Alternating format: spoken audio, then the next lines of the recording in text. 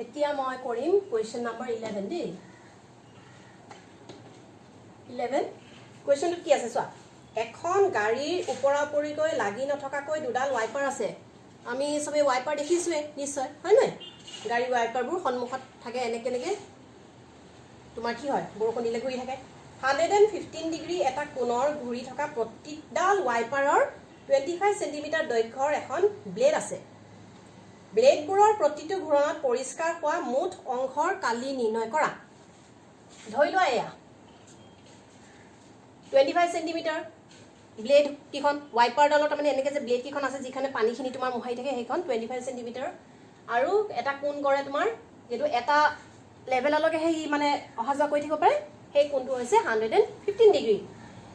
আৰু ৱাইপাৰৰ যিডাল দৈৰ্ঘ্য হেয়া হৈছে তোমাৰ ব্যাসাৰ্ধ দেই এতিয়া আমি কি কৰিব লাগিব প্ৰতিটো ঘূৰণত পৰিষ্কাৰ হোৱা মুঠ অংশৰ কালি নিৰ্ণয় কৰা তাৰমানে ধৰি লোৱা এই অংশটো কালি বা এই অংশটো কালি মই নিৰ্ণয় কৰিম তেতিয়ালে ব্যাসাৰ্ধ কোনটো হ'ব ব্যাসাৰ্ধ বা r হ'ব 25 সেন্টিমিটাৰ ৱাইপাৰৰ দৈৰ্ঘ্যটো আমাৰ প্ৰশ্ন থিটা দিয়া আছে মেনশন কৰা আছে 115 ডিগ্ৰী আমাক কি সুধিছে যে এডাল ৱাইপাৰে পৰিষ্কাৰ কৰা অংশৰ কালি একচুয়ালি এডাল নহয় দুডাল ৱাইপাৰে যেটো গাড়ী এখনৰ ৱাইপাৰ দুডাল থাকে সেই কাৰণে আমি প্ৰথমতে এডাল উলিয়াও আমি দুডাল উলিয়াও এডাল ৱাইপাৰে পৰিষ্কাৰ কৰা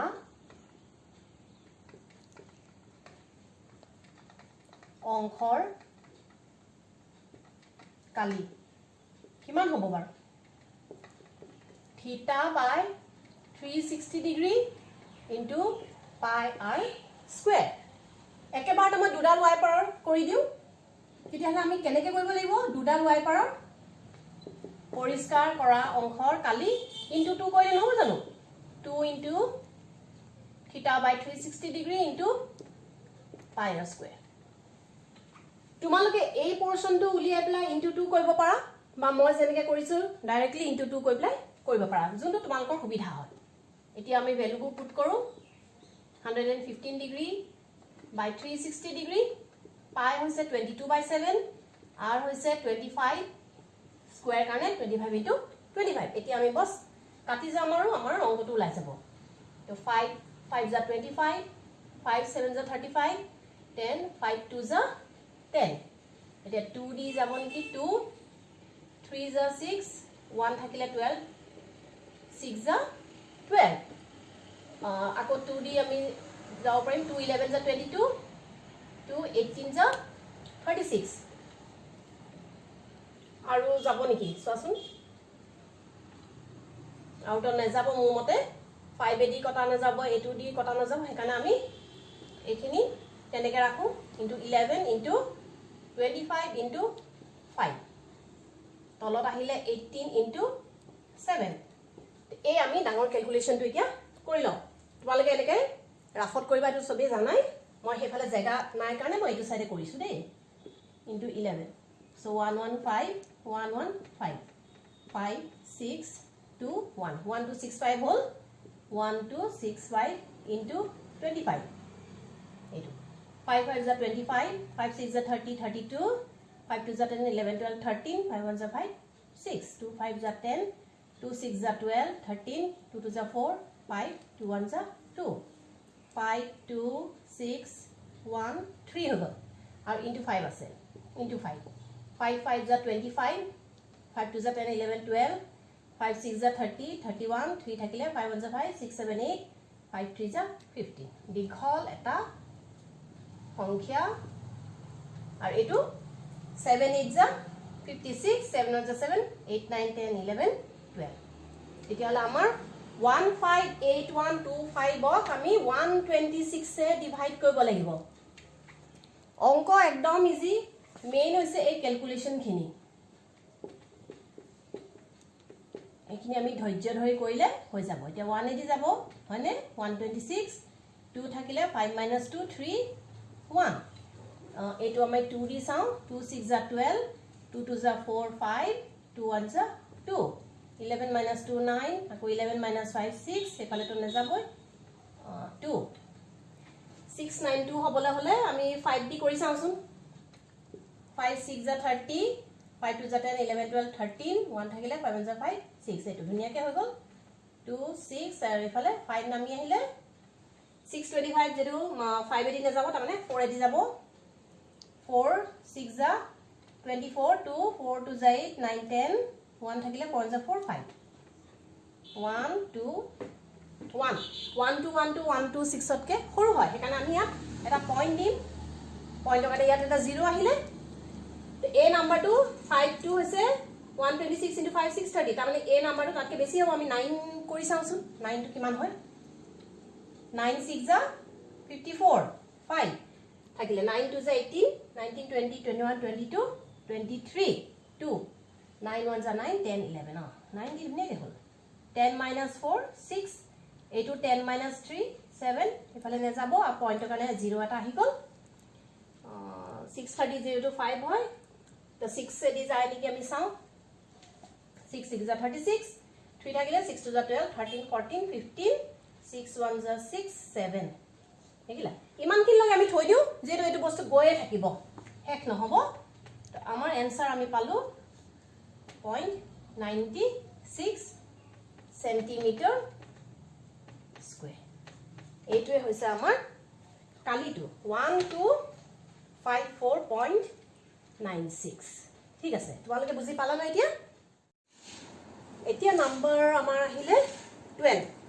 পানী তলত থকা হিলবোৰৰ বাবে জাহাজবোৰক সতৰ্ক কৰি দিবলৈ এটা লাইট হাউসে ৰঙা বৰণীয়া পোহৰ 16.5 কিলোমিটাৰ দূৰত্বলৈ 80 ডিগ্ৰী কোণৰ এটা বৃত্তকলাৰ ওপৰত দিয় পায় তো মই ইয়াত আঁকি লৈছো এটো হৈছে 80 ডিগ্ৰী আৰু কিমান দূৰত্ব বুলি ক'লে 16.5 কিলোমিটাৰ 16.5 কিলোমিটাৰ তাৰমানে 16.5 আমাৰ কি হ'ব r ব্যাসাৰ্ধ 16.5 কিলোমিটাৰ আৰু আমাৰ থিটা কিমান 80 ডিগ্ৰী সাগৰৰ যি অঞ্চলৰ ওপৰত জাহাজবোৰ সতৰ্ক কৰি দিয়া হয় হে অংশৰ কালি নিৰ্ণয় কৰা আৰু ইয়াত আমাক বিশেষভাৱে কোৱা হৈছে যে পাই ইকুৱেল টু 3.14 আমি লব লাগিব তেতিয়াহ'লে আমি অংকটো আৰম্ভ কৰি দিও সতৰ্ক কৰি দিয়া অংশৰ কালি বুলি লিখো সতৰ্ক কৰি দিয়া অংশৰ কালি তাৰমানে এই অংশটোৰ কালি এই গোটেই অংশটোৰ কালি আমাক নিৰ্ণয় কৰিবলৈ কৈছে তেতিয়াহ'লে আমাৰ ফৰ্মুলা কি হ'ব থিটা বাই 360 ডিগ্ৰী ইনটু পাই r স্কয়াৰ নহয় জানো আমাৰ থিটা আছে পাই আছে r আছে বস আমি কৰি গলে হৈ গল থিটা মই লিখো 80 ডিগ্ৰী ডিভাইডেড বাই 360 ডিগ্ৰী পাই আমাক 3.14 লবলৈ কৈছে কাৰণে হেতুকে ল r হৈছে 16.5 যেটো r স্কয়াৰ এখানে 16.5 into 16.5 মই কৰো তো 0 0 ক্যান্সেল হৈ গল 4 2 जा 8 4 9 जा 36 9 to আকৌ যাবনে 9 to যাব 3 3 जा 9 3 5 जा 15.5 जा আকৌ 15 আকৌ 8 3 to 8 কাটিব 5.5 এতিয়া আমাৰ তলত একো নাই ওপৰত আছে 2 into 3.14 into 5.5 into 5.5 আকৌ আমাৰ ক্যালকুলেশন আৰম্ভ হৈ গল মাল্টিপ্লাই কৰো 3.14 into 2 কৰো 2 4 जा 8 2 1 जा 2 2 3 जा 6 ডেসিমেল টু দুটা সংখ্যাৰ আগত আছে আমি আমি ইয়াত পুট কৰি দিও into 5.5 5 8 जा 40 4 থাকিলে 5 2 जा 10 14 1 থাকিলে 5 6 जा 30 plus 1 31 ইটো হে কি নহব জানো 3 1 4 0 হ'ব 0 4 5 4 3 এতিয়া আমাৰ ডেসিমেল কেটা সংখ্যা আগত আমি দিম 1 2 3 1 2 3 ইয়াত দিলু আকৌ এটা 5.5 আছে আমাৰ into 5.5 আকৌ আমি কৰো 5 0 जा 0 5 4 जा 20 2 থাকিলে 5 5 जा 25 plus 2 27 আকৌ 2 থাকিলে 5 4 जा 20 plus 2 22 আকৌ এটা 2 থাকিলে 5 3 जा 15 16 17 যেহেতু আকৌ 5 এ হয় একে সংখ্যাই হ'ব 00727 0 0 plus 0 0 7 plus 0 7 এইটো হ'ব 9 এইটো 9 7 plus 1 8 1 এতিয়া আকৌ ডেসিমেল কেটা সংখ্যা আগত আছে এইটো নহয় দেই এটা দুটা তিনটা চাৰিটা 1 2 3 4 এতিয়া আমি आंसर পালো 189.9700 বা 189.97 আৰু আমাৰ ইউনিটটো কি আছে কিলোমিটাৰ স্কয়াৰ বুজি পালানে এটো ৰাফ